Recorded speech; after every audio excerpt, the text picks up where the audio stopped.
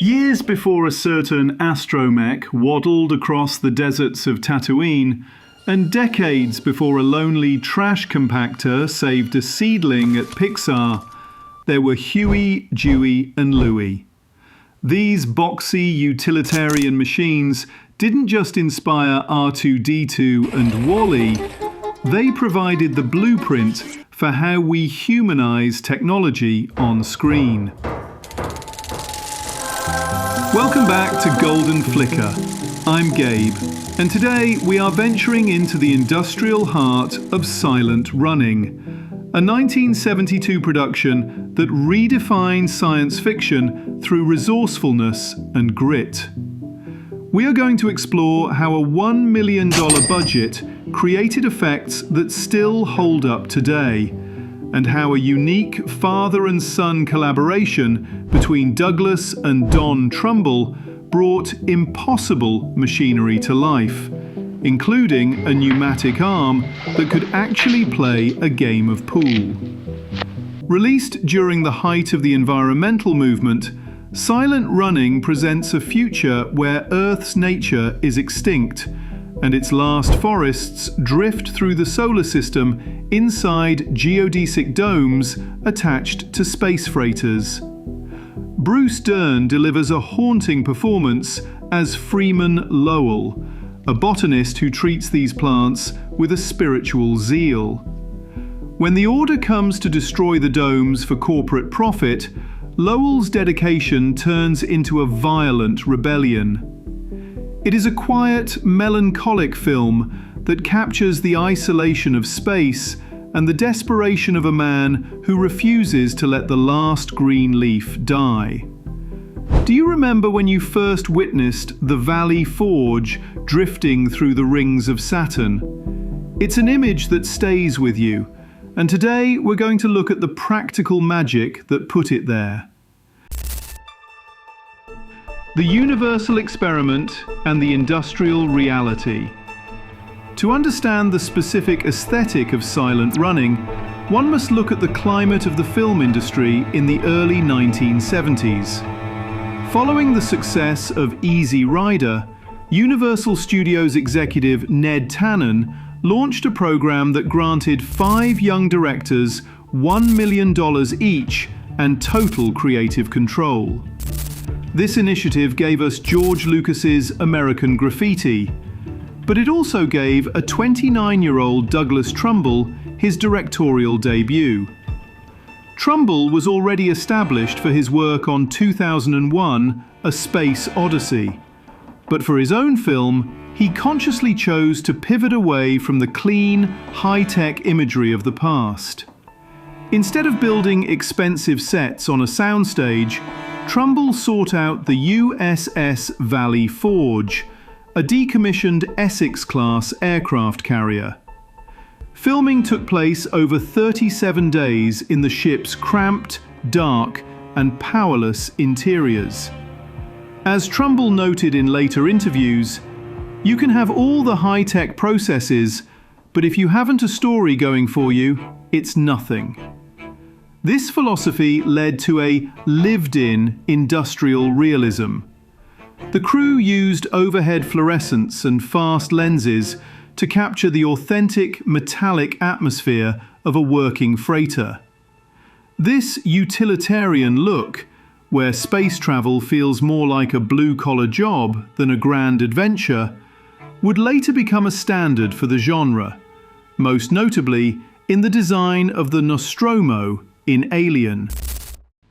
The Trumbull Workshop, Engineering the Future. The technical believability of the film was largely a family effort. Douglas recruited his father, Don Trumbull, a mechanical designer who had previously worked on The Wizard of Oz, to create the film's functional hardware. This collaboration resulted in machinery that felt grounded in physical reality rather than cinematic trickery. A prominent example is the pneumatic manipulator arm used by the drones. Unlike many film props of the era, this was a high-precision, radio-controlled tool built from aluminum. The arm featured interchangeable end effectors, or hands, which allowed the drones to perform diverse tasks. In one sequence, the arm is seen playing pool, striking the cue ball with functional accuracy. In others, it is shown dealing cards or performing surgery. For close-up shots requiring high precision, the crew used the fully functional pneumatic version, often operated remotely by the Trumbulls themselves. Don Trumbull also engineered the Cyclops buggies, the electric vehicles the crew uses to navigate the ship's corridors. These buggies were built on custom-welded chassis and featured a unique transmission system designed to handle the steep steel ramps of the Valley Forge.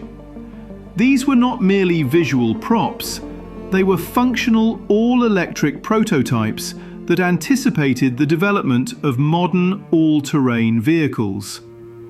By utilizing real engineering, the production achieved a level of tactile authenticity that remains convincing decades later. The Malthusian Gloom, a planet without a voice. To understand the specific atmosphere of silent running, one must look at the era that birthed it. The early 1970s were defined by a distinct environmental gloom, a period marked by the first Earth Day and a genuine fear that the planet was reaching a breaking point. The very title of the film is a direct nod to Rachel Carson's 1962 book, Silent Spring, which warned of a future where pesticides had eradicated bird populations, leaving the spring silent. Douglas Trumbull took this concept and pushed it into the vacuum of space, suggesting that the silence of the future wouldn't just be a lack of birdsong, but the absolute quiet of a planet that had traded its biological soul for corporate convenience. This film was a pioneer in what we now call eco-sci-fi, but it stood apart from its contemporaries through its specific focus. While films like Soylent Green focused on the horror of overpopulation and human survival, Silent Running was unique because its primary concern wasn't the end of people, it was the end of nature. In the world of the Valley Forge, humanity is comfortable. Poverty and disease are gone. Yet Freeman Lowell realizes that a world without the wild is a world that has lost its humanity. This lonely gardener trope is exactly what Andrew Stanton tapped into decades later for Pixar's Wall-E, creating a direct lineage between these two solitary caretakers. The film's hippie-era ethos is most tangibly felt through its auditory landscape. Trumbull made the unconventional choice to use a folk soundtrack by Joan Baez.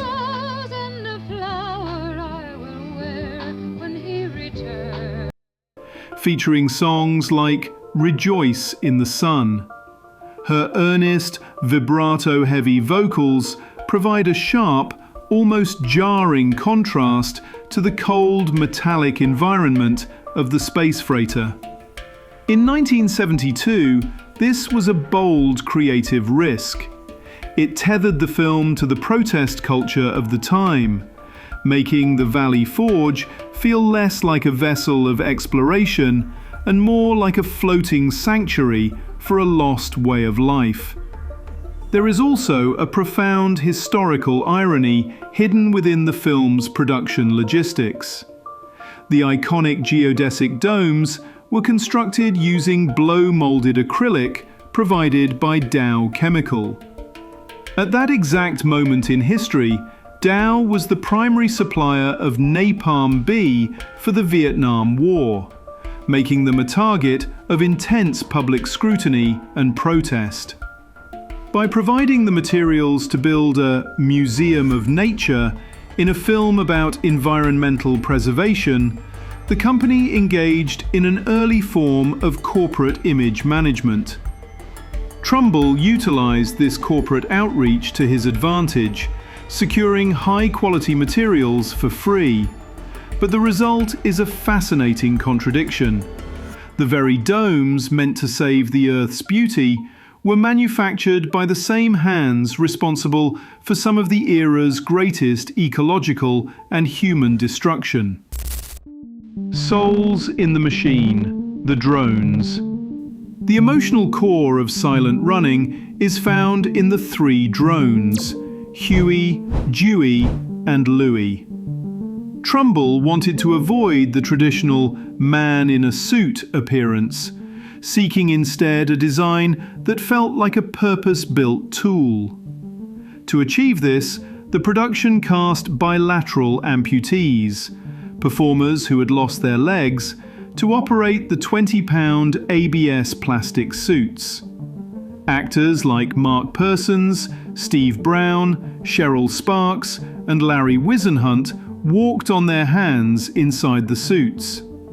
This gave the drones a distinctive side-to-side waddle that felt organic rather than mechanical. Bruce Dern frequently remarked on how the performers' improvisations, a tilt of the head or a hesitant step, made the machines feel like real characters. Trumbull observed that the actors began taking on a feeling of a robot while inside the suits, humanizing the machines through subtle physical cues. This approach shifted the portrayal of robots from sterile computers to expressive companions, a legacy that would directly influence the characterization of R2-D2. Do you find these practical, human-driven effects more immersive than modern digital imagery? If you are discovering something new about the history of cinema today, illuminate our day by clicking like and subscribe to Golden Flicker so you never miss a story from the annals of cinema history. Which film should we explore next? Let us know in the comments. The Bridge to Star Wars, the Dykstra Connection. It is a common observation in cinema history that Star Wars changed the industry. But the technical DNA of that revolution was crystallized in the workshop of silent running. A young John Dykstra, who would eventually lead the visual effects team for George Lucas and become a founding member of Industrial Light and Magic, served as a pivotal member of Trumbull's crew. On this production, Dykstra and fellow effects artist Richard Urasich refined the application of front projection specifically for miniature photography. Because the budget was so restrictive, they couldn't afford the time-consuming blue screen compositing used on larger films. Instead, they developed a compact, high-precision front projection system. This allowed the team to project star fields and planetary backgrounds directly onto the camera lens while filming the models, integrating the ships and the stars in a single pass. This efficiency was instrumental. It allowed the crew to capture up to 15 visual effects shots a day, a pace that was unheard of in the early 1970s. This crew also pioneered the philosophy of kit bashing on a massive scale. To give the 25-foot Valley Forge model its intricate industrial texture, they used parts from approximately 800 World War II tank model kits. This technique of adding small, disparate pieces of hardware to a model's surface, often called greebling, created a sense of massive scale and used realism. When you look at the complex, weathered surfaces of the Millennium Falcon or the Death Star, you are seeing the direct evolution of the techniques mastered on the Valley Forge. Trumbull's dream team built the technical and aesthetic foundation for the modern blockbuster era, proving that industrial grit was far more convincing than the sleek plastic futures of earlier cinema. And now, the golden flicker moment, a moral ambiguity. The narrative reaches its most challenging point when Freeman Lowell is forced to choose between human life and ecological survival. When the order comes to destroy the forests, Lowell refuses, eventually murdering his 3 crewmates to protect the domes. This act turns the film from a standard space adventure into a complex psychological study. Lowell is not presented as a traditional hero, but as an eco-zealot driven to isolation. Following the murders, he begins wearing long, loose robes, adopting a solitary, almost monastic existence as he drifts toward the rings of Saturn. He treats the drones as surrogate children, teaching them to care for the plants as his own mental state begins to fracture. This moral dissonance, asking the audience to sympathize with a murderer for the sake of a garden, is what gives the film its lasting weight. It challenges the viewer to weigh the value of individual lives against the survival of a species. Do you agree that this transition into dark psychological territory is the moment that makes the film a masterpiece? A legacy in steel and saplings. While Silent Running was not a commercial success upon its initial release, its impact on the visual language of science fiction is profound. George Lucas explicitly used the drones as the design brief for R2-D2, seeking a stubby, non-verbal worker with a clear personality. Without the bilateral amputees waddling through the USS Valley Forge, the most iconic droid in cinema history might have looked and moved very differently. The film's blue-collar aesthetic also paved the way for the gritty realism seen in Alien, Blade Runner, and more recently, Duncan Jones's Moon. The latter film features an isolated worker and a robot companion, in a narrative structure that mirrors Lowell's journey. Even Christopher Nolan's Interstellar reflects this lineage, with its blocky, functional robots prioritizing utility over humanoid aesthetics.